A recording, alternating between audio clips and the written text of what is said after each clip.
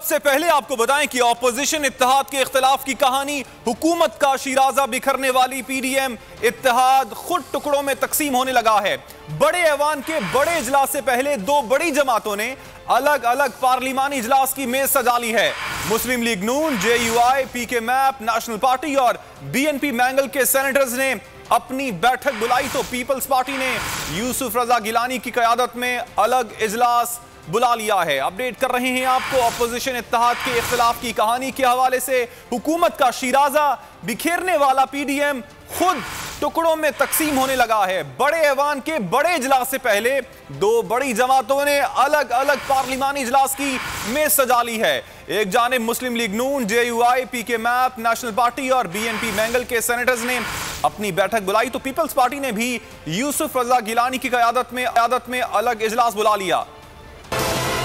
PDM में इख्तलाफात की खलीज मसीद गहरी, नवाज लीग और पीपल्स पार्टी के अलग अलग इजलास। सेनेट इजलास से पहले मुस्लिम लीग नून, JUI, PK map, national party और BNP मैंगल के सेनेटर्स का इजलास।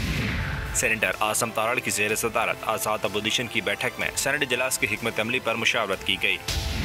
चेयरमैन सेनेट सादिक चंद्रानी भी इजलास में पहुँच गए। सेनेट में अपोजिशन लीडर यूसुफ रजा गिलानी की ज़ेर सदारत पीपल्स पार्टी ने अलग महफिल सजाई। इजलास में 4 आज़ाद अरकान ने भी हिस्सा लिया। इजलास में सेनेट इजलास से मुतालिक हिकमत अमली तय की गई। पाकिस्तान डेमोक्रेटिक नोटिस के उसूलों की खिलाफ वर्जी पर पीपल्स पार्टी और ANP को इजहार वजह के नोटिस जारी कर दिए गए। सेनेट में अपोजिशन लीडर के लिए बाप के सेनेटर्स की हिमायत क्यों ली गई? दोनों जमातों से 7 दिन में जवाब तलब कर लिया गया है।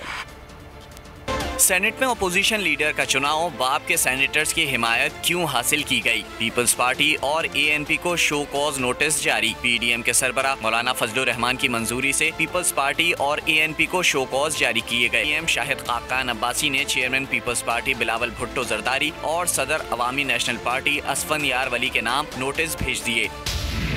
शो कॉज नोटिस में सेनेट में अपोजिशन लीडर के लिए बाप के सेनेटर्स की हिमायत लेने पर एतराज उठाया गया है। इस इक़दाम से अपोजिशन इत्तेहाद और तहरीक को नुकसान पहुंचा है। 7 रोज में वजूहात बयान करने की हिदायत की गई है। छोटे सूबों का एहसास महरूमी ख़त्म करने के लिए सेनेट कायम की गई। एहसास महरूमी का खात्मा हो जाता तो सुकूत ढाका ना होता। कुछ लोगों के नज़दीक सेनेट की अहमियत नहीं। ऐवान बाला में अपोजिशन लीडर यूसुफ रजा गिलानी का खिताब, कहा अपोजिशन को साथ लेकर चलेंगे। हुकूमत को मुश्किल हुई तो उनकी आवाज़ भी बनेंगे। महंगाई और बेरोज़गारी के खिलाफ आवाज़ उठाते रहेंगे।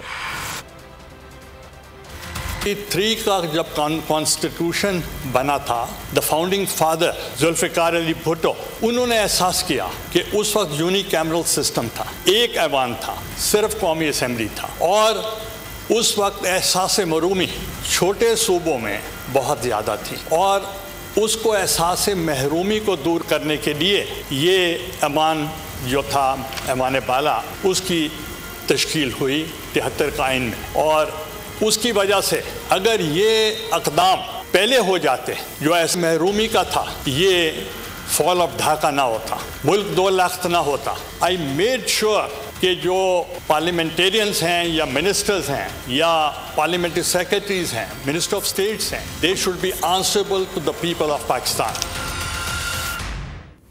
और शाहिद खाकान अब्बासी ने यूसुफ रजा गिलानी को सेनेट में ऑपोजिशन लीडर मानने से इनकार कर दिया है। कहते हैं पीपल्स पार्टी और ANP को नोटिस जारी कर दिया है। शो कॉज का मतन यह है कि आपने हुकूमती बेंच से लोग लेकर ऑपोजिशन की सीट ली है। आप PDM के बयानिए के खिलाफ गए हैं। जो भी जवाब आएगा PDM सरबराह इजलास में पेश किया जाएगा। उनका कहना था कि लॉन्ग मार्च PDM ने मुलतवी किया। पाकिस्तान पीपल्स पार्टी को मौका दिया था कि CEC इजलास में इस्तीफों का फैसला करे। आज तो PDM ने मुलतवी किया था ना, इस पार्टी को मौका दिया था कि वो अपने CEC से पूछ के जवाब दें कि इस्तीफे देंगे या नहीं देंगे। हमने कोई इजलास नहीं किया। जो इजलास हुआ है वो पार्लियामेंट्री पार्टीज के लीडर्स का हुआ है। जी भेज रहे हैं, आज भेज रहे हैं जी। क्या मतन क्या है सर उसका? मतन क्या है सर उसका? मतन ये है कि ये आपने किया है। अच्छा, आपने हुकूमती बेंच से लोग लेकर आपने अपोजिशन लीडर की कुर्सी हासिल की है। तो ये PDM के जो मंशूर है, जो बयानी है, उसके खिलाफ नहीं। मेरा फैसला नहीं है, PDM का फैसला होगा। मेरा काम तो शो कॉज जारी करना। जो सदर साहब का हुक्म था, जब जवाब आएगा उसको PDM कंसिडर। सिंध हाईकोर्ट ने लापता शहरी आमिर अनवर समेत दीगर की अदम बाजियाबी पर IG सिंध, DG रेंजर्स, महकमा दाखिला सिंध और दीगर को नोटिस जारी कर दिया। अदालत ने फरीकैन से 11 मई को जवाब तलब कर लिया। अदालत ने हिदायत की कि लापता शहरियों को फौरी बाजियाब करा के रिपोर्ट पेश की जाए।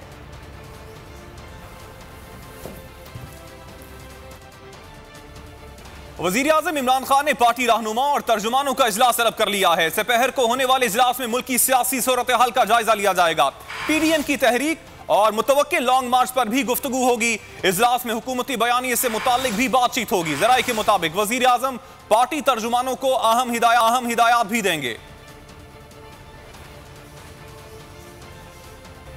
और इंफॉर्मेशन एंड टेक्नोलॉजी में दुनिया आगे बढ़ रही है। हम पाबंदी लगा दें, बताएं 5G कैसे मुज़िर सेहत है, क्या किसी को लाइसेंस दिया गया? 5G टेक्नोलॉजी पर पाबंदी लगाने से मुतालिक केस में सिंध हाई कोर्ट के रिमार्क्स। 5G के सेहत पर असरात से मुतालिक PTA हुक्काम को नोटिस जारी कर दिया। अदालत ने कहा PTA के जवाब के बाद ही कार्रवाई आगे बढ़ाएंगे।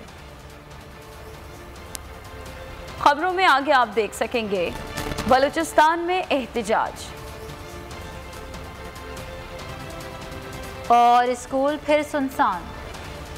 और अगर बात की जाए लाहौर की तो वहां पर कोरोना वायरस का फैलाव मुसलसल जारी है, ताहम शहरी SOPs को मुकम्मल तौर पर नजरअंदाज करते हुए नजर आ रहे हैं। स्मार्ट लॉकडाउन वाले इलाकों में रास्ते को बंद करने के लिए लगाई खारदार तारों को भी हटा दिया गया है। इस हवाले से मजीद तफसीलात हासिल कर लेते हैं बोल न्यूज के नुमाइंदे जुनेद अहमद से। जुनेद, इंतजामिया क्या सो रही है?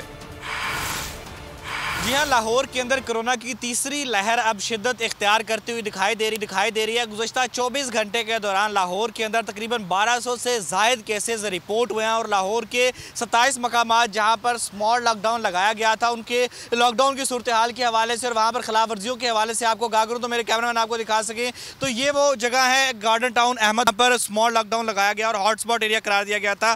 तमाम यहाँ पर लॉकडाउन की ये सूरत हाल है कि ये खारदार तारों को हटाकर बिल्कुल एक साइड पर कर दिया गया है और जो पुलिस का बैरियर था वो उसको उठाकर साइड पर फेंक दिया गया और बड़े ही आराम से जो है वो शहरियों की एक इलाके से दूसरे इलाके के अंदर नकलो अमल का सिलसिला भी जारी है। और यह हॉटस्पॉट वाला इलाका है ये वो इलाका है जहाँ पर केसेस की बहुत शुक्रिया लाहौर की सूरत हाल से जुनेद अहमद आगाह कर रहे हैं।